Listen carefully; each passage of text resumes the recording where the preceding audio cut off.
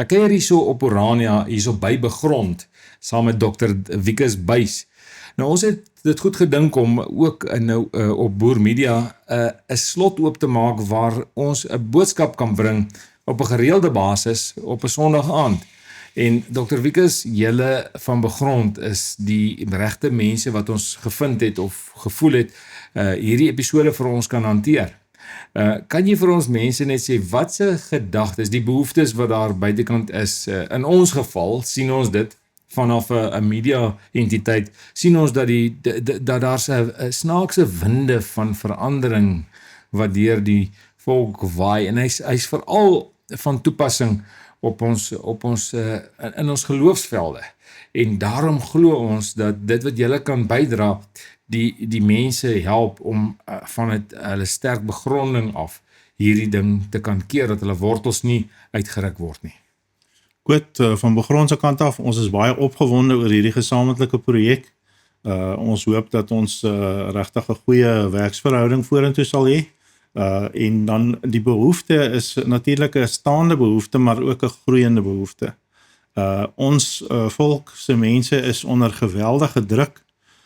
Ek dink die laaste 30 jaar vanaf die oorgang, oorname, hoe mense dit ook al wil sê, van 94, 95 af, is ons deur verskillende stroomversnellings. En omtrent alles wat 'n mens kon bedink of nie bedink, is 'n golwe het oor ons kop geslaan. Elke keer wanneer die Afrikaner voel ons begin so bietjie ons voete vind, dan sal weer 'n nuwe golf of daar's weer 'n nuwe stroom, en dit voel asof die sand onder die mense se voete wegspoel elke keer. As ons dit uit die Bybel uit beskou, en dit moet ek sê, dit gaan elke keer heeltyd ons vertrekpunt wees. Ons glo dat die Bybel is die woord van God.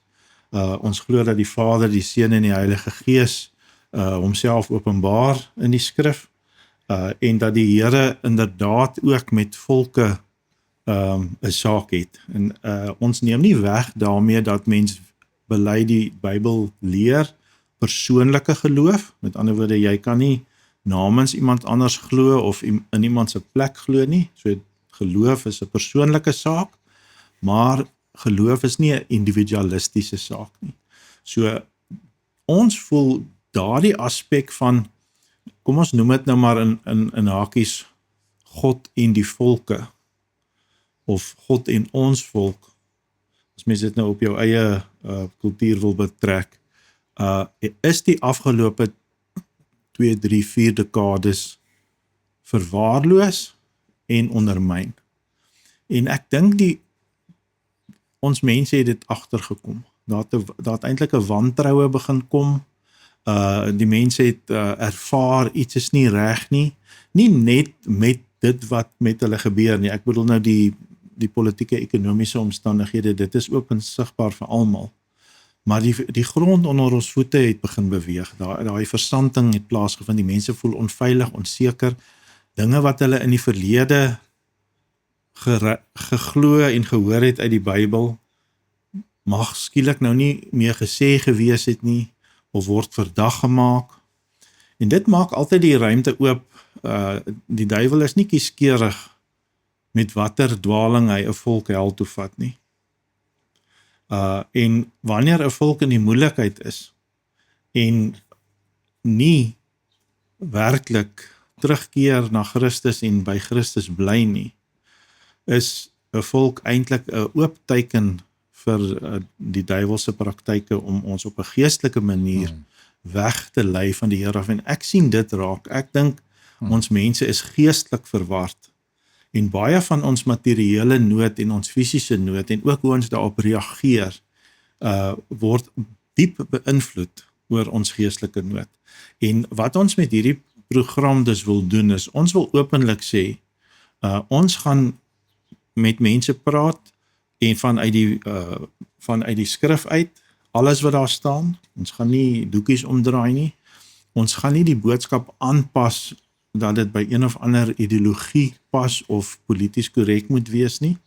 Daar staan op klomp plekke in die Bybel, so sê die Here, Here, en dis wat ons wil doen. Ons wil daardie stem weer laat hoor. Ons weet dat geloof belangrik is, wedergeboorte, dat jy met die Heilige Gees gedoop moet wees, om werklik te hoor en te verstaan en onder Christus te buig, dit verstaan ons. Maar ons sê ook 'n derde punt, en dit is, geloof is nie 'n individualistiese saak nie. So ons gaan hierdie program so 'n bietjie anders inkleer as miskien die normale klank wat mens hoor, gaan wel die evangelie en is die evangelie van Jesus Christus, sodat dit ook sy werking vind deur die werk van die Heilige Gees, maar ons gaan doelbewus klem lê op volkskap en wat het die Here met volkere te sê. En ek wil nou een voorbeeld noem. Ons het die afgelope tyd eintlik min oor die oordeel van die Here gehoor. En wanneer ons die oordeel van die Here hoor, wanneer mense daaroor praat, dan verskraal hulle dit asof die Here net met een op een mens aan die einde van die tyd rekening gaan mee afreken. Terwyl die skrif is baie, baie duidelik daaroor dat die Here ook volke voor sy regterstoel gaan laat staan. En ons mense het dit vergeet, ons voorouers het dit baie goed geken, as jy nou ons oupas vat en ons oupa grootjies, hulle het dit geweet. Dit was vir hulle 'n belangrike saak in hulle lewe, om werklik te sê, ons berei voor om voor God te verskyn, ons gaan moet rekenskap gee van ons dade, en dan bedoel ons nie individuele dade nie, ons bedoel dade as volk. Hoe staan ons voor die Here op hierdie stadium? Nou op hierdie stadium is daar seker niemand wat nie sal erken dat ons is in die moeilikheid nie.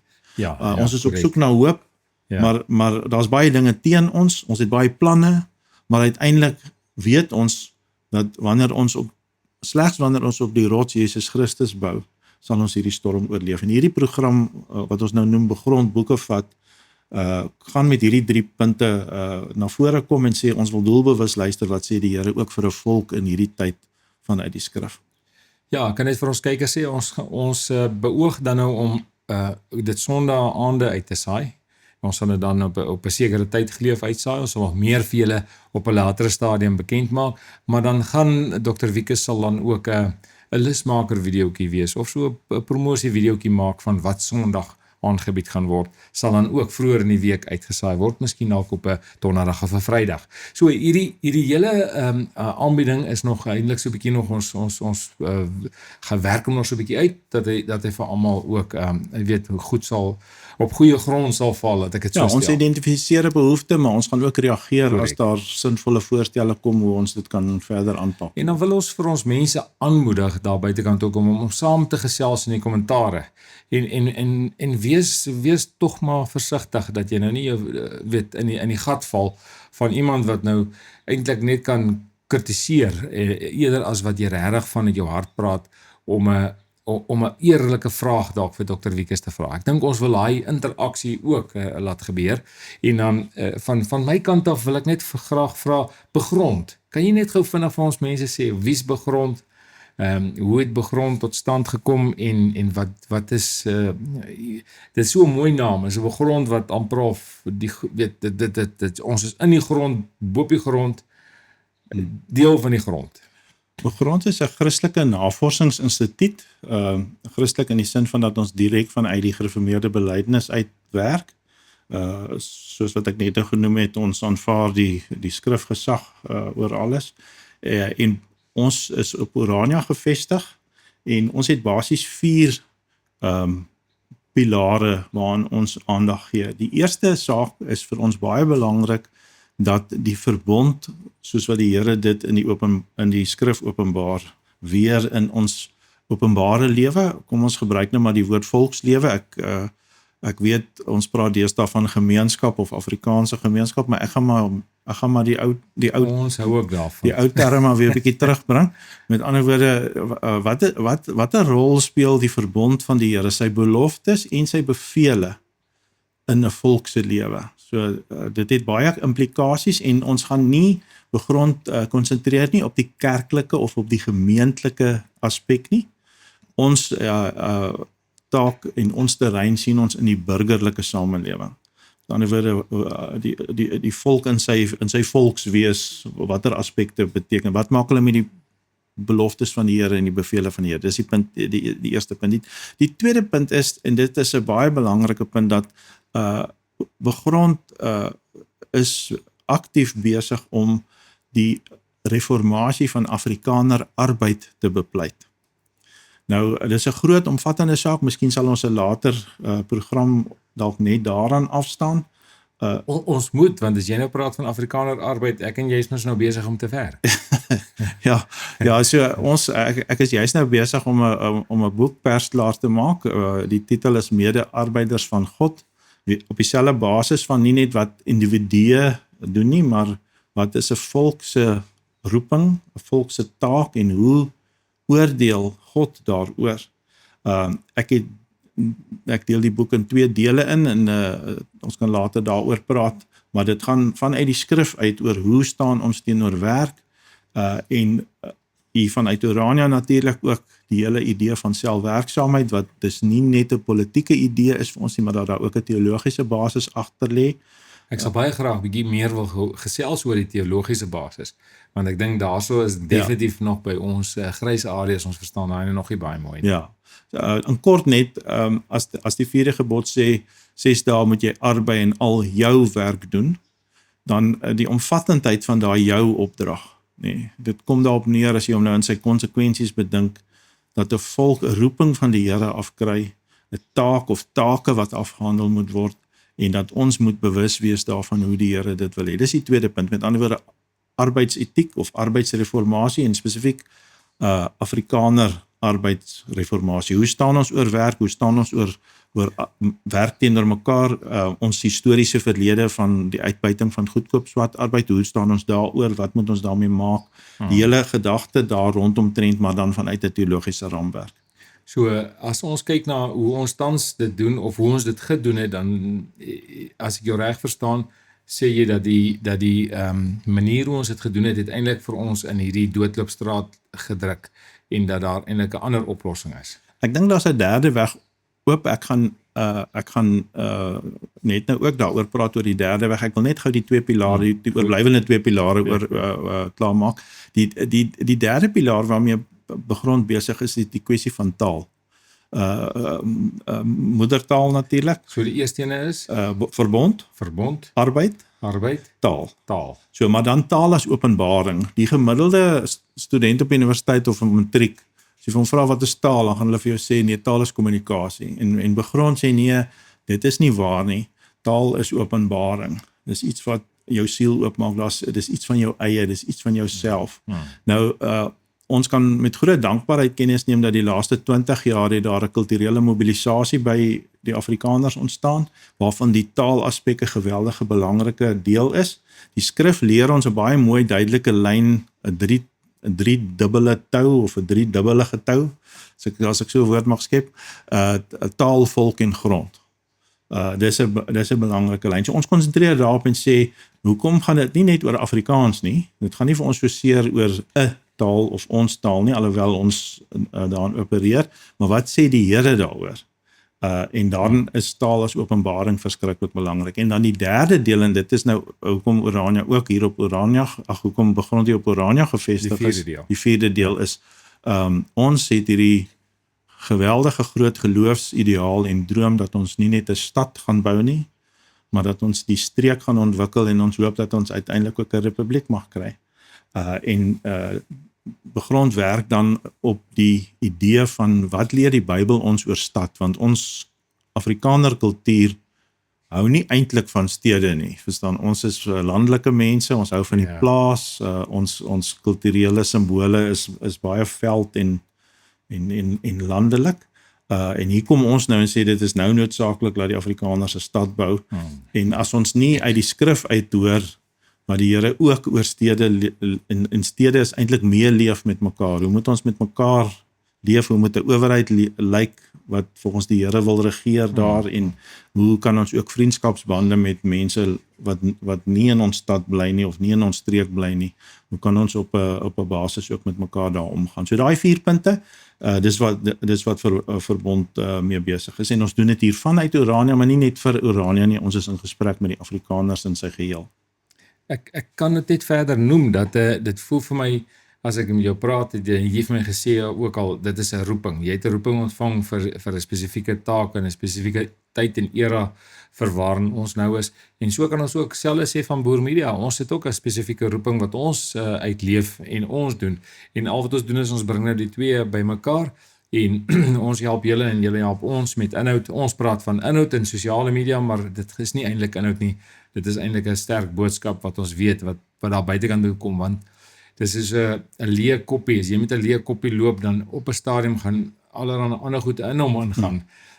Terwyl as ek my koppie vol koffie maak, dan weet ek dis die koffie wat ek bedoel het om daar te moet wees. En ek dink dieselfde met hierdie episodes wat ons dan nou gaan uitsit daar buite, is daar's 'n doelgerigte boodskap wat daarmee saamgaan. Ek wil jou 'n vraag vra. Jy het nou begin praat oor volk en ek hier op ons platform, is ons ook nie skaam om oor volk te praat nie. Of dit nou Afrikaner of boervolk, wat jou terminologie is, maak die saak nie. Vir ons is dit belangrik. Ons praat oor die volk aspek binne in die raamwerk van die definisie van wat 'n volk is. Nou wil ek vir jou vra, mag ons as gewone mense daar buitekant, mag ons 'n volk wees? Ja, wel ek wil dit verder vat en nie net sê mag nie, maar vanuit die skrif ons moet dit wees nie. Met ander woorde, die liberales en veral die marxiste, die neomarxiste wat nou maar in sy woke vorm met ons te doen het die laaste tyd, het eintlik ons op allerlei maniere probeer ondergrawe. Basies is hulle ding maar baie eenvoudig, dat as jy enigstens Afrikaans sê, volk sê, gemeenskap sê, dat hulle sê, man, jy's eintlik besig met iets wat liefdeloos is, wat nie reg is nie, wat ander mense benadeel. Jy ken nie dinkie self. Die skrif leer net mooi die teenoorgestelde. Dit begin by die Here wat Adam en Eva skep, en hulle die kultuuropdrag gee. Almal ken dit baie goed. Wees vrugbaar en vermeerder. En daarin lê die saadkiem ook van die ontstaan van volkere. Ons weet ook uit die skrif dat na die sondeval het die meeste volkere weg van die Here afgedraai, en die Here het dan ingryp gemaak of weer 'n terugkeer vir homself bewerk met die verbond wat hy met Abraham gestig het, waaruit natuurlik ook die belofte van die Here Jesus se koms gekom het. Daardeur roep die Here ook weer volkere na hom toe terug, en dis 'n belangrike punt wat ons maak, dat die Here wil nie net individueel een sien nie. Dit is maar soos 'n huwelik. 'n Huwelik is 'n ding op homself. Daar is 'n man by betrokke en daar's 'n vrou by betrokke, en as jy nog kinders byvoeg, dan is 'n gesin daarby betrokke, met almal eie individuele name. Maar 'n huwelik is meer as die man, en 'n huwelik is meer as die vrou. Daar's 'n iets wat bykom, nee. En presies op daai lyn, families en groepe en volkere is ek gaan nou baie lomp en eintlik baie onakademies sê, maar 'n volk is 'n ding. Dis nie maar net iets wat ek in my kop uitgedink het en gesê het ek wil dit wees nie. Dis nie soos ek kies om by die duiweklap aan te sluit of posseelversamelaar of so.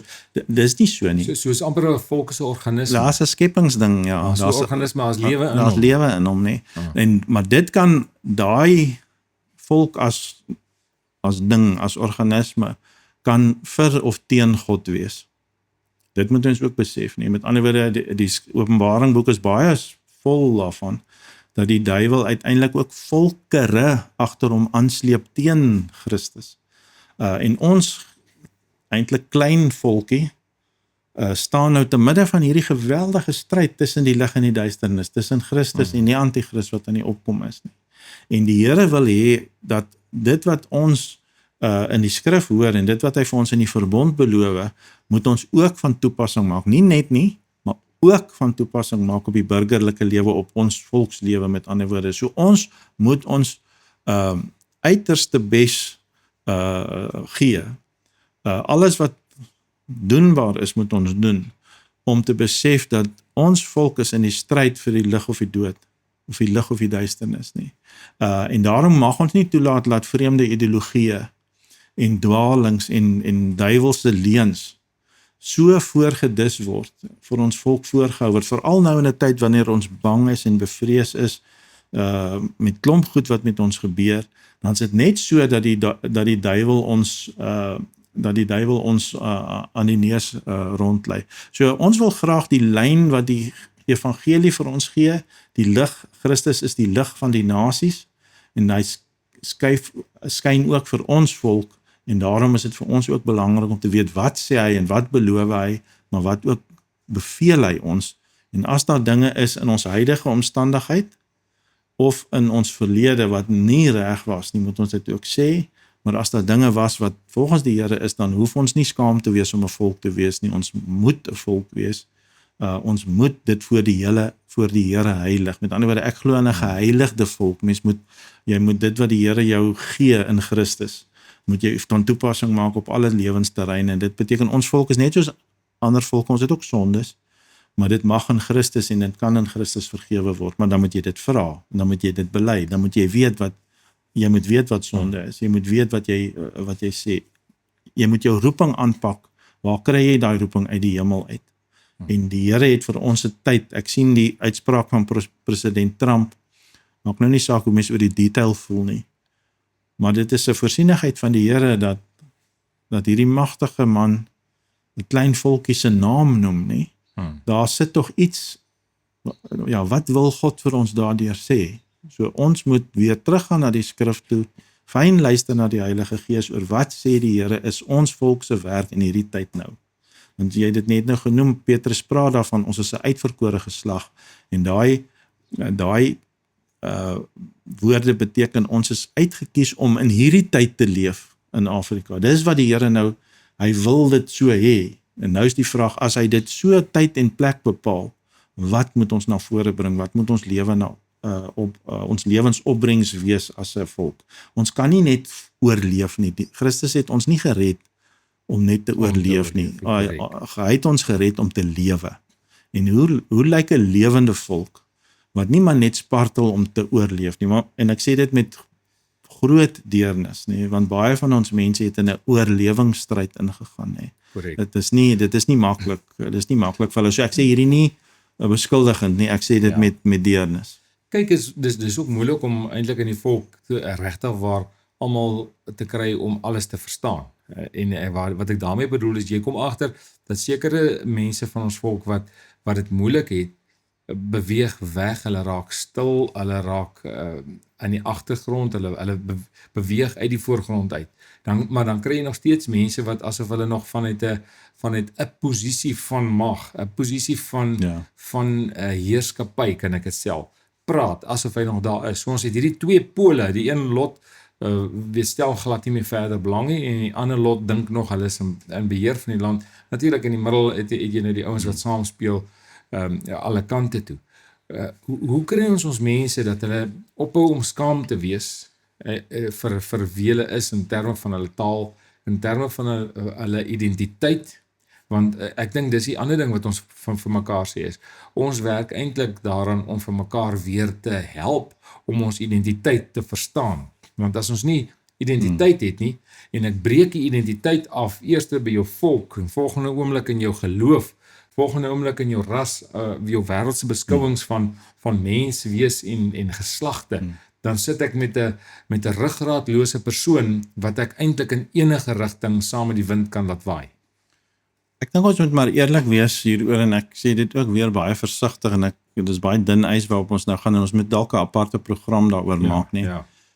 Maar die liberale teologie het die laaste 20-30 jaar verwoesting onder ons volk veroorsaak. En dit kom in kort daarop neer met die oorgang, met die sosialistiese oorgang 94-95, wat ons eintlik nou eers die vrugte van sien, het baie van die prediking van die kerke nie regtig die volle evangelie gepreek nie, maar hulle het dit begin inkleer met liberale teologie. In Bybelse taal is dit die draak wat hy lyk soos die lam, maar as hy sy mond oopmaak en praat hy soos die draak, en dis 'n baie sensitiewe onderwerp. Dis nie 'n maklike onderwerp nie, en dis baie naby aan die waarheid, nee. Maar dis altyd so, of liefde is God, soos wat hulle maak, jy weet, so. Maar die punt waarop ek afstuur is die effek daarvan, nee, is dat die Afrikaner volk het sy vertroue verloor in wat vir hom gesê word. Nie net met die leierskap nie, maar onderling met mekaar. So ons het hierdie kanker in onsself, dat ons verwoes mekaar met wantroue. Nou, dit is waar. Wantroue is een van die groot redes is daai breuk wat plaasgevind het. dit is ek gaan so kort hierdie mense gesê, maar julle het vir ons al die jare gesê dis so en die Bybel sê so en nou sê julle nee, die Bybel sê anders. Ek maak dit nou oor vereenvoudig, maar in kort was dit nou die ding wat gebeur het, nee. Maar die effek daarvan is daar was die vuur het hier binne kan die laar gekom. Daar was nie meer 'n binne en 'n buite. Wie's nou aan my kant en wie's vir en wie's teen en korrek. soos in 'n sekere sin as ons nie die vertroue binne die volkshuishouding, is ook maar 'n woord wat ek nou deesdae gaan gebruik, beteken hoe die Afrikaner opereer, is nie georganiseer, daar's nie 'n hoofkantoor of 'n takke, dis nie wat ek bedoel. Ek bedoel net 'n volk as ding leef. En daar's x aantal miljoen mense daarin maar daai volk het 'n eie karaktertrek of 'n doen of 'n ding. En as ons nou objektief na onsself kyk, dan moet ons sê tans is die wantroue baie hoog teenoor mekaar. Nou as dit nie reggestel word nie, gaan ons nie twee stene op mekaar gebou kan kry nie. Om die eenvoudige rede, want ek verwantrou jou. Jy kom nou met 'n plan aan, maar wat sit agter jou? Wie het jou nou betaal? Wie het vir jou omgepraat? Wie wat? En dan kanker dit. So ons gaan nie daai gesprek oor hoekom ons mekaar wantrou kan misloop nie. Ons gaan dit moet teenoor mekaar bely. Ons gaan moet werklik dit 'n oop gesprek en 'n seer gesprek. Want ek praat van die Bosoorlog, ek praat van die oorname van 94, ek praat van al die goed wat gesê is, wat toe anders uitgewerk het. Of aan die terme wat jy ons gebruik, al die mooi gietjies, dis nie 'n maklike gesprek. Ja. Verstaan, ons het nou 'n jong geslag wat dit gemis het. Jy weet al die ou ooms sit op die kantlyn, die jong mense dra veldskoene, hulle is met die IT in en hulle is kultureel bewus. Daar's ook 'n gesprek wat ons moet volg. So in kort wil hierdie aanpak wat ons nou saam met julle het, sê kom ons praat voor die tyd en sê dis ons kaarte wat ons neersit. Ons sê vir julle, ons praat vanuit die Bybel uit. Ons glo dat die Bybel is die woord van God. Ons bely die drie eenheid. Ons is ernstig oor die verbond en ons is ernstig oor wat God beveel en beloof. Maar dan wil ons volk sake praat. En as mens vir jou volk lief is, dan sê jy nie altyd net die goeders wat gehoor wil word nie. Jy moet ook soms sê die goed wat gehoor moet word. En hierdie ding van wantroue, wat 'n kanker is een van daai dinge. Maar hy seer, niemand vat daaraan nie, niemand praat daaroor nie. Terwyl dit 'n enorme probleem by ons is. Ons kon op vele terreine baie verder gewees het. As ons net nie ons mors soveel tyd en geld en gawes net in wantroue met mekaar nie. En nou bedoel ek nie, daar is nie mense wat regtig 'n verraadgees het nie. Dis nie wat ek bedoel nie. Ek bedoel binne die volk as geheel vertrou niemand van niemand eintlik nie. Verstaan, daar's 'n wantroue wat hemelhoog is en ons gaan daai ding eers moet regkom en hy kom uit van 3 dekades terug af nie. En ongelukkig die liberale teologie wat ingeslyp het op die Afrikaanse kansels het baie ernstig meegehelp aan hierdie skade, want hulle toe dit kom basies die Here wil net individue hê. Dit maak nie saak nie, die erediens kan maar Engels wees of al daai goeie verstaan en hier sit 'n volk nou en sê maar ek het nou nog gedink die Here wil 'n volk hê en nou hoor ek hy wil nie meer nie en so en al daai goeders het so ons gaan daai gesprek met mekaar moet hê, maar ons pak dit stelselmatig aan en ons sit punt vir punt op tafel en ons reageer ook om te luister en te hoor. Die feit dat die mense kwaad is, hier is tog 'n woede ook, nê? Die nadeel van dit is ons skree verby mekaar. Ons praat baie keer nie eers meer met mekaar nie. Verstaan ons skree verby mekaar en dan maak ons die persone wat nou amper al nog besig is om in te kom, jaag ons dan weer weg. Ja, dit is 'n groot probleem want iemand is nou eers daar. Verstaan, as ek dit nou so kan uitdruk, ek weet hy moet nog klomp ander goed insien. Maar nou is ek al kwaad vir hom net omdat hy daai bietjie nog eers raak gesien het. Verstaan en hoe werk mens met geduld? Wat is volksgeduld? Jy weet, hoe hanteer ons dit? Maar die herstelling van vertroue is verskriklik belangrik. Ons moet sê wat ons doen en ons doen wat ons sê. So ons moet daai baie mooi definieer vir mekaar en dis hoekom dit ook belangrik is dat ons voor die tyd ons kaarte op die tafel sit en sê wie's ons, waar kom ons vandaan? Wat is ons uitgangspunte en wat gaan jy weet, gaan jy hoor as begrond praat, want ons sê vir jou, ons gaan sekere goeders op 'n sekere manier sê. Daarmee wil ek dan nou vir ons kykers uitnooi en sê, skakel gerus in Sondae-aande op Boer Media se YouTube en Facebook blaaie en kyk gerus die episodes saam met ons deur wanneer ons oor hierdie goed gaan praat. Ons gaan dan natuurlik ook deur die loop van die maande gaan ons dan nou uitbreek en ons gaan 'n aparte episode gebruik om te praat spesifiek nou oor wantroue of oor arbeid, want ek dink die arbeidskwessie ene moet ons nog regtig waar bietjie meer verder gesels. Een van die boeke wat Dr. Wikus Buys dan ook geskryf het, is hierdie ene wat gaan oor erfstad, ruimte en plek vir die 4de Afrikaner. Nou, ek wil graag bietjie meer met hom gesels oor daai 4de Afrikaner wat hy hiervan praat, maar dit is 'n lekker, dikkerige boek soos julle kan sien, maar jy lees interessanthede, baie interessante standpunte hierin raak, wat absoluut vir 'n ou help om jouself te begrond in dit wat jy wil wees in jou pad vorentoe, veral as jy in die volks terme praat en dink. Dok Wikus, dankie vir julle betrokkenheid, dankie ook vir wat julle gaan doen. Het jy 'n laaste woord wat jy vir ons kykers wil sê? Ek dink ons moet besef dat ons leef vanuit die opstanding van Christus. Wanneer 'n volk bang is, kan jy verskriklike snaakse goed doen. En nou met die oorlog, met Amerika se optrede, met die ANC, ons het 'n vervallende en 'n invallende en 'n omvallende staat rondom ons. Daar's baie dinge wat ons bang maak. Laat ons as Christene vashou en leef uit die oop graf uit. Nee. Met ander woorde, ons leef nie uit vrees nie. Vrees mag nie bepaal wie ons is en wat ons doen nie. Die feit dat daar sulke goed is, bestaan, maar ons optrede bestaan en vestig op Christus wat opgestaan het. Ons môre is altyd beter as ons gister, omdat Christus opgestaan het. Inderdaad, daarop kan ons net amen sê. Dan nooi ons julle uit, skakel in op Boer Media, gereeld. Ons gaan nou baie meer, julle gaan Dr. Wikus Buys gaan nou bekende gesig word hier op Boer Media se kanale, hier in Orania, of kom ons met vanuit Orania. En dan nooi ons julle uit. Tot 'n volgende keer, moenie vrees nie. Dankie.